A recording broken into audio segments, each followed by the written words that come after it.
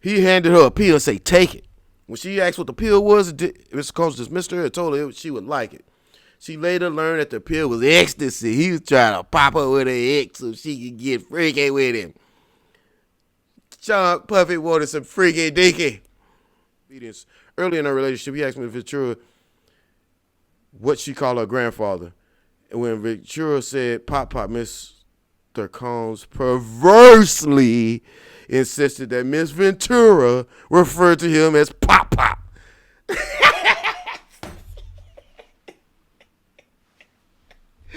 Nah, man, she ain't making this up, man. I believe every word, man. You can't. She ain't nobody that funny. This thing fell out my ear.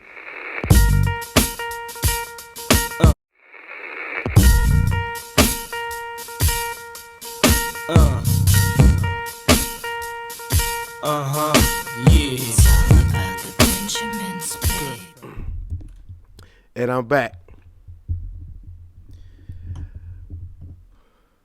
I'm here to report on the case of, in the United States Southern District Court of New York, Cassandra Ventura versus Sean Combs, Bad Boy Entertainment, Bad Boy Records, Epic Records, Combs Enterprises LLC, and DOE Corps 1-10.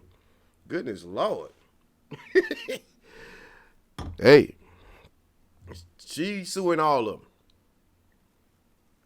Which means she's suing one person. That'll be Diddy. P. Diddy has been running around here acting terrible, man. Diddy ain't who you thought he was. Diddy is a maniac. Diddy is accused of sexual assault. Diddy is accused of a lot of stuff.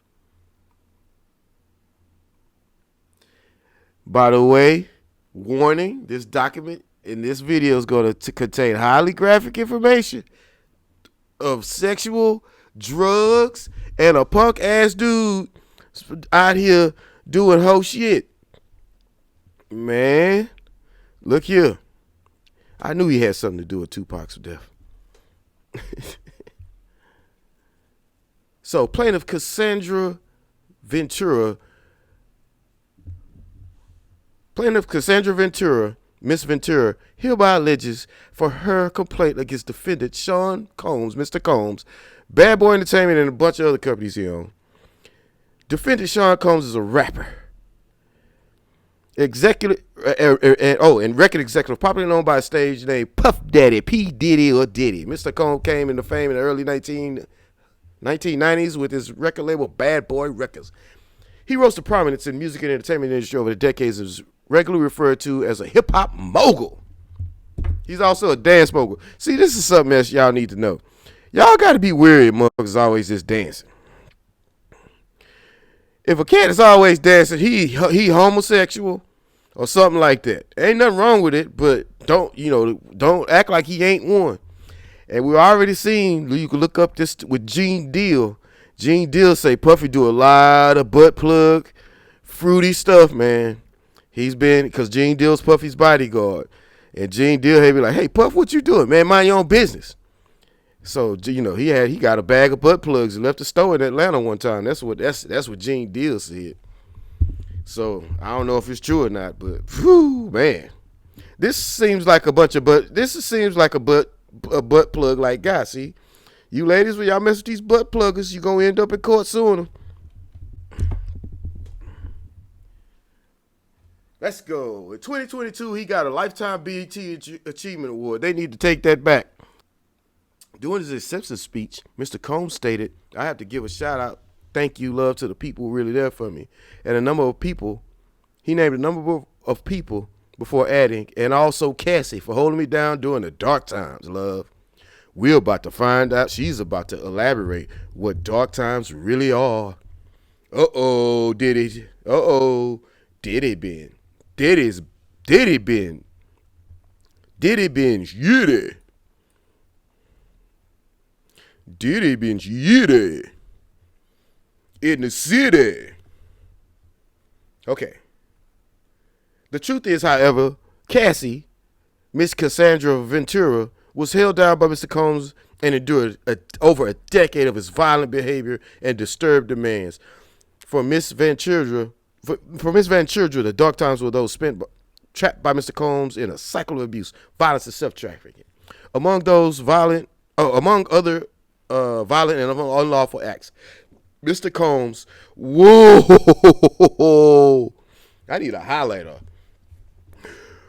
rapped on Miss Ventura in her own home after she tried to leave him. Wow. I'm not going to say that word. Sexual unhealing. Often punched, beat, kicked, and stomped. God damn, Puffy. Miss Ventura resulting in bruises, bust lips, black eyes, and bleed. Boy, Puffy be whooping these hoes. Blew up a man's car after he learned that he was romantically. Blew up a man's car. Puffy out here blowing up his cars. Man, I gotta go watch my Dodge Diplomat outside. Puffy out here blowing up nigga cars. Blew up a man's car, nigga. Puffy say, man, I'm gangsta out here in these streets. I'm blowing up cars. Casino style. Puffy. This is alleged, by the way. Blew up a man's car after he learned he was romantically interested in Miss Ventura. Forced Miss Ventura to engage in sex acts with male sex workers. God, Puffy be paying for penis. Puffy. I knew you. I heard you wasn't ish, but goodness gracious, this. I didn't know you was that bad. So hold up. Not only with male sex workers, while masturbating and filming the encounters. Yeah. Ran out of his apartment with a firearm in pursuit of a rival industry exec whom he learned was nearby. Demanded that Miss Ventura carry his firearm in a purse just to make her uncomfortable and demonstrate how dangerous he is. Puffy, you ain't shooting nobody. Get your bitch ass out of here. Introduced Miss Ventura to a lifestyle of excessive alcohol and substance abuse, required her to procure illicit prescriptions to satisfy his own addictions. Goodness gracious, Puffy is a pill popper. Is this true, Puffy? Miss Ventura, this is allegedly. I don't know. Is this true, Puffy? Miss Ventura met Mr. Combs in 2005 when she was 19 years old and he was 37. Goodness Lord, he almost had her by a dub. He signed to her label Bad Boy Records within a few years, lured Miss Ventura into an ostentatious, boy, I ain't seen that word in a minute, fast-paced, drug-fueled lifestyle into a romantic relationship with him, her boss, one of the most powerful men in the entertainment industry, and vicious, cruel, controlling man, nearly 2 decades her senior. He's an old nigga with gray nuts. Mr. Combs asserted complete control over Miss Ventura in personal, professional life, thereby ensuring her inability to escape his hold.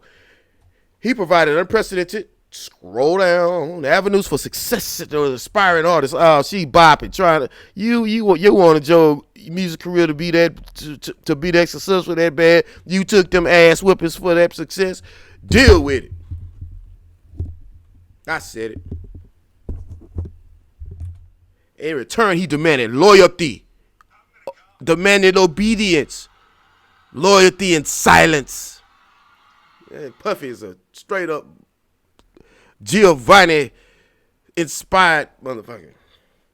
Throughout their relationship, Mr. Combs was prone to uncontrollable rage and frequently beat Miss Ventura savagely. Woo, Puff quick with them hands. These beatings were witnessed by Mr. Combs' staff, employees, Bad Boy Entertainment, Mr. Combs' related business, and Mr. Combs' related businesses. But no one dared to speak up against their frightening, ferocious boss. Man, this nigga slap shit out of Puff. I don't hear that shit. Following these episodes of horrific abuse, Mr. Combs would immediately attempt to hide Miss Ventura and the evidence of his violent rage. He often showered her with gifts following these incidents of physical violence, a typical pattern of behaviors of serial abusers. Yeah, take this Birkin bag and this black-eyed beat. Scott! Here you go.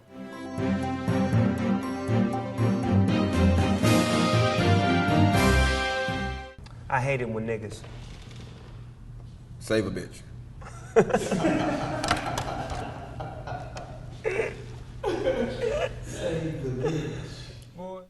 In addition, you see, that's how simple women are sometimes, man. I don't want to bash ladies, but y'all fall for this BS. Oh, I get a music career in a Birkin bag. Sock me. Get your ass out of here. In addition to physical assaults, Mr. Combs frequently reminded Ms. Ventura his ability to cause serious harm, whether by requiring her to carry his gun in person, blowing up the carving musician who was romantically interested in Ms. Ventura, adding insult to injury. Mr. Combs used illegal substances. Hey, that's what it is. I wonder what that is.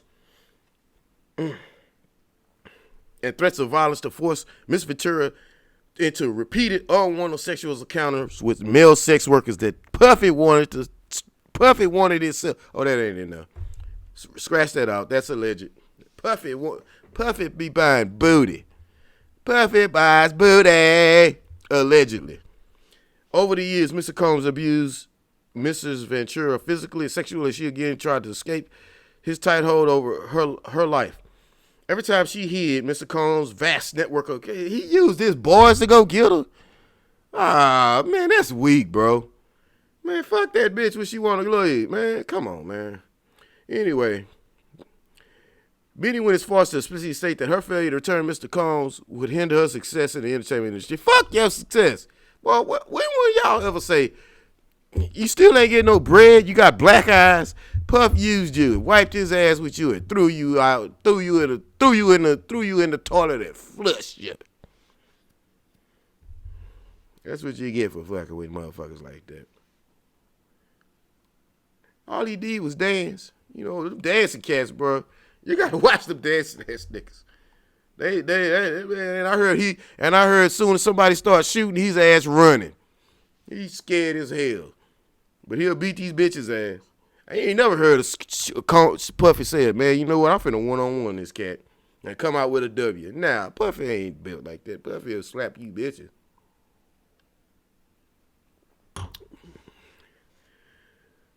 When she believed she had finally separated from her long-time abuser, she joined Mr. Combs for a dinner, after which he forced her into her home and sexually unhealed her while reportedly saying no and tried to push him away. Oh my God, Puffy, take him coochie. Allegedly. Man, Lord. Miss Ventura, however, fully escaped Mr. Combs, but the harm and assault sexual, for nearly a decade will forever haunt her. She has required intensive medical and psychological care to recover from this trauma that she's lived through. To recover from this trauma she lived through. She cannot, however, live in silence. She cannot, however, continue to live in silence about what she is doing. Mr. Combs remains immensely powerful, immensely dangerous. Miss Ventura, therefore, seeks the justice for the decade of her life. And Mr. Combs took away with the threats of violence, excessive use of drugs, physical, psychological abuse, and sensual slavery. Lord have mercy. Man, sexual to live in all direction. Man, Puffy, big dog this bro. Man, he wrong for that. Man, she is bringing this action into one of the eight South District Courts, number 18 of 1591 of New York State Human Rights Law. Yeah. You should have called the police on that punk ass motherfucker earlier. You scary ass. You wanted to make another video and shit, man. Ugh. Jurisdiction and venue. All right, let's pass all this up. Party. Bro. Teenage Ventura versus middle-aged Mr. Combs. Oh my God, factual. These are factual allegations. Hold up. Is an allegation factual until it's not? Okay. Is it factual until it's proven? What's a factual allegation? Is that? Yeah, that's kind of strange, you know. Hey, this is a fact. This is my factual opinion.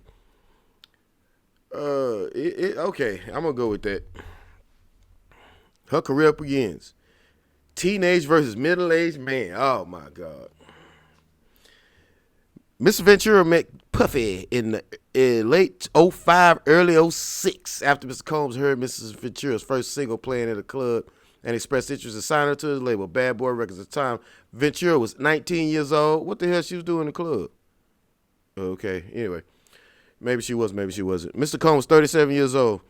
Within months, February 2006, Miss Ventura signed a 10-album deal with Mr. Combs. 10 albums? God damn, boy, 19 years old. You stupid. And he took advantage. And then after that, he won't get them 10 albums. He's going to give you 10 ass whoopings.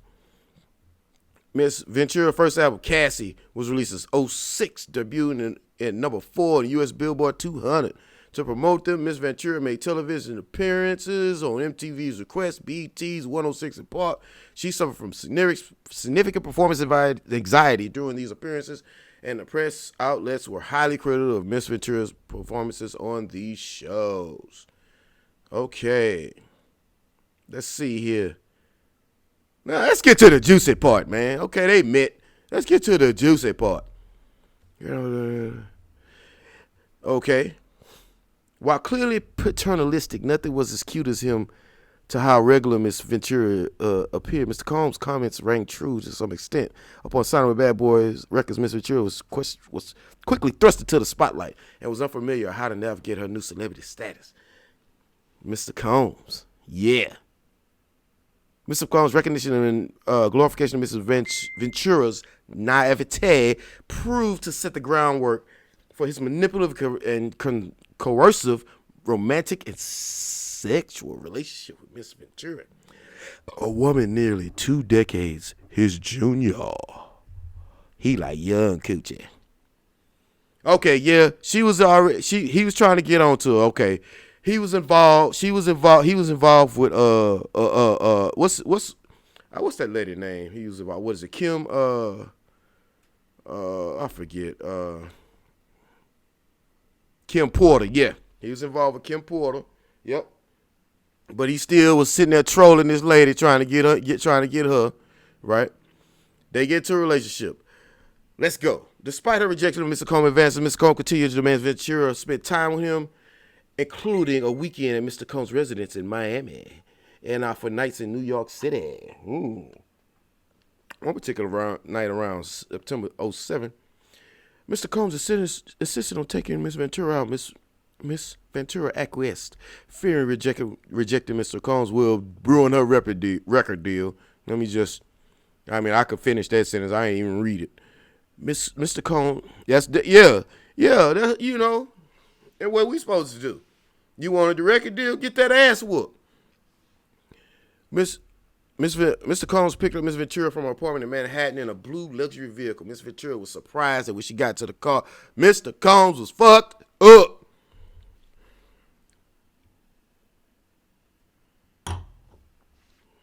He handed her a pill and said, "Take it." When she asked what the pill was, Mr. Combs dismissed her and told her she would like it.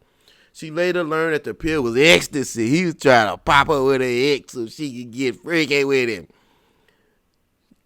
Puffy wanted some freaky dicky. Something Miss Ventura had never taken before then and did not want to try. This was the first time Miss Combs got Miss Ventura high. Mr. Combs then proceeded to drive recklessly at very high speeds down the west side of the highway of Manhattan. Oh, Lord. Miss Ventura was very scared but did not dare to object Mr. Combs, who appeared drunk, high, and agitated. In the hood, we call that fucked up. Now, Mr. Combs took Miss Ventura up to an upscale lounge in downtown Manhattan, where he proceeded to get an altercation with the security staff who did not permit Mr. Combs to enter, presumably because he was belligerent. Miss Ventura decided to go home, but for the remainder of the night, Mr. Combs messaged Miss Ventura and instantly complaining that he left him high and alone, or she left him high and alone. Okay, I guess so. Early that fall of 07, Mr. Combs flexed his power and influence when he paid for a promoter to create a fake fire for a party hosted by Miss Ventura. This fake poster would allow Miss Ventura to have an excuse to go to Miami, Florida, and get her away from her boyfriend. She had a boyfriend. Oh, man, and she still had to give Puffy some coaching. Man, that's sad, bro. Y'all niggas out, man, come on. Y'all get it together for women. Get it together. Anyway, Miss Ventura was stunned how easily Mr. Combs was able to recruit others to lie for him.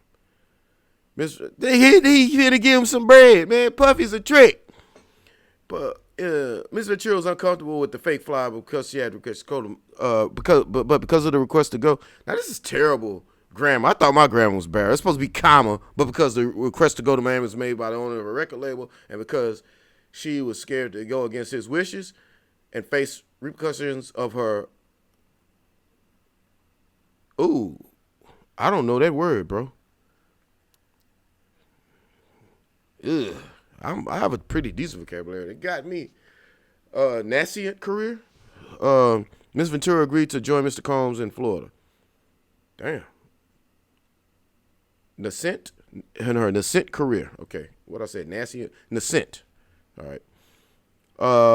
During this trip to Miami, Mr. Combs provided Miss Ventura with copious amounts of drugs. She became more intoxicated than she ever been before. Her intoxication lasted throughout the weekend trip, and she wanted Mr. Combs to continue to support her career and she felt that she couldn't refuse Mr. Combs, urging her to take more drugs, and after providing her with more drugs, Mr. Combs had sexual intercourse with her during this trip, and I bet he went raw with doo-doo on his dang-a-lang, because that's how that nigga raw, man. Allegedly. Within 2 years of meeting Mr. Combs, Miss Ventura found herself lured into the immediate circle of her boss owner and her record label at one of the most powerful men in the entertainment industry. Mr. Combs exerts control over Miss Ventura. Oh, this is part 3 of a controlling person. Like, from the very start of the relationship, Miss Control these people writing like term papers and stuff. Anyway, this dynamic was fueled by their nearly 20-year age difference as well as their relative positions in the entertainment industry. Mr. Combs considered a music mogul. Ms. Ventura, at the very start of her career as an entertainer, Mr. Combs. What page am I on? Goodness Lord. This all can't be a lie, and this all can't be the truth. So we're going to find this out. Mr. Combs' aggressive and demanding approach to these challenges. Mr. Combs' aggressive, demanding approach to those he worked with made it impossible for anyone to challenge him. And Mr. Ventura soon learned that Mr. Combs insisted to blind loyalty from everyone in his little inner circle. Italian mafioso style. Loyalty is everything. Although Ms. Ventura had saved up some earnings from her young modeling career, Mr. Combs' artistic display of his wealth was intimidating her. Mr. Combs paid for things with wads of cash and repeatedly told Ms. Ventura, "Don't worry about the money, I got the money." Mr. Combs paid for things such. Mr. Combs spends lavish vacations for him and Ms. Ventura, purchased a car for her, paid for an apartment, provided her with extensive amount of designer clothing so he could whoop that ass. Allegedly. Around 2008 or 9, Mr. Combs began to rent an apartment in Manhattan for Mr. Ventura. The home was within walking distance of Mr. Combs' residence.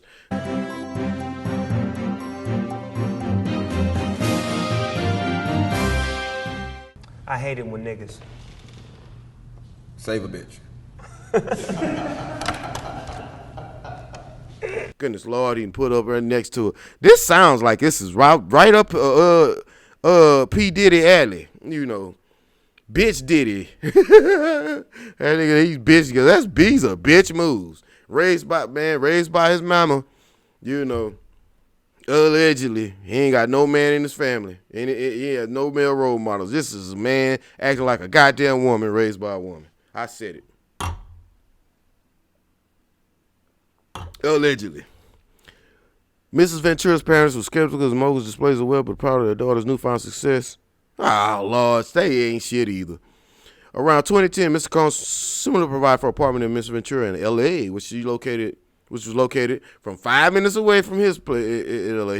He paid for many apartments in California and also purchased a Jag for her. And you accepted it. So you accepted them ass whippers and accepted Jag. See, that's the type of shit I'm talking about. I deserved the Jag. I done had that black eye. See, that's that victim mentality, man. Shouldn't have took the Jag or the black eye or nothing. Don't take nothing off these niggas. I don't give a damn who they are and what they can do. That's how you roll. Anyway, in every event Ms. Ventura attended, from travel to the makeup to the clothing, was paid directly by Mr. Combs and his affiliated companies. Puff got that bread. We all know that. Compounding all these all-encompassing intrusion into her life, Mr. Combs secured his control over the young and impressionable Miss Ventura by introducing her to a drug-fueled lifestyle that kept her complacent and compliant. But Mr. Combs first introduced Mr. Ventura into opiates. Opiates? Oh, Lord, around '08. And she would often have pills and other drugs out. And would often have pills and other drugs out in the open like candy. Upon information of and the belief of Mr. Combs had been addicted to prescription painkillers and took ecstasy frequently. He be taking that ecstasy, man. I heard he took some of that ecstasy, man. He got a hold of Ja Rule. That's allegedly. He wanted some of that Ja Rule booty, allegedly. Man, Puffy, stay the hell away from me. Man. I can't rap. I can rap. You stay your bitch ass away from me.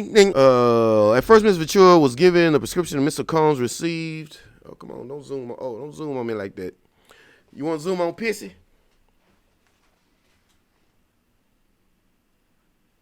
Pissy reading this too, man. Pissy say Puffy is a perv. Allegedly.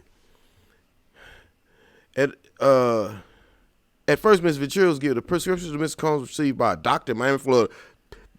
Yep, that's about right. Pill doctors, Miami, Florida, big for pill mills.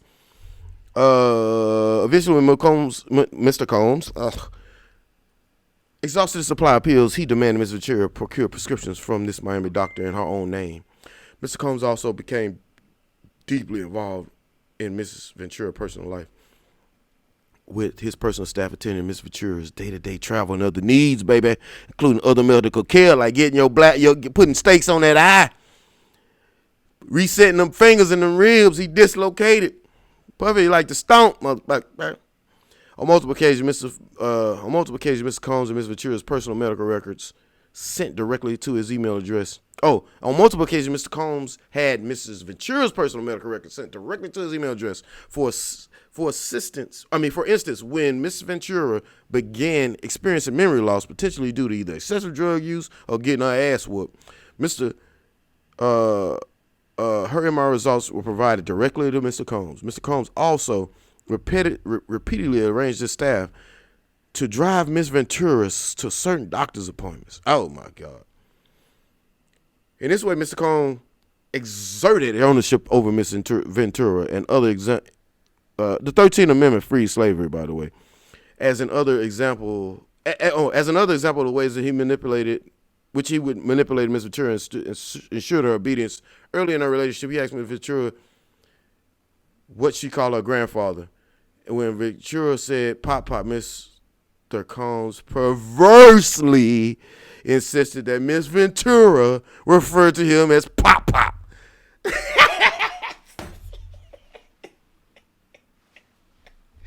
Nah, man, she ain't making this up, man. I believe every word, man. She ain't nobody that funny. This thing fell out my ear. Man. Pop Combs. That's his new name. Pop. Paw.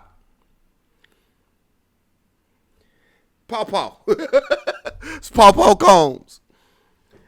Mr. Combs and Miss Ventura's relationship. Mr. Combs and Miss Ventura's relationship becomes violent and abusive.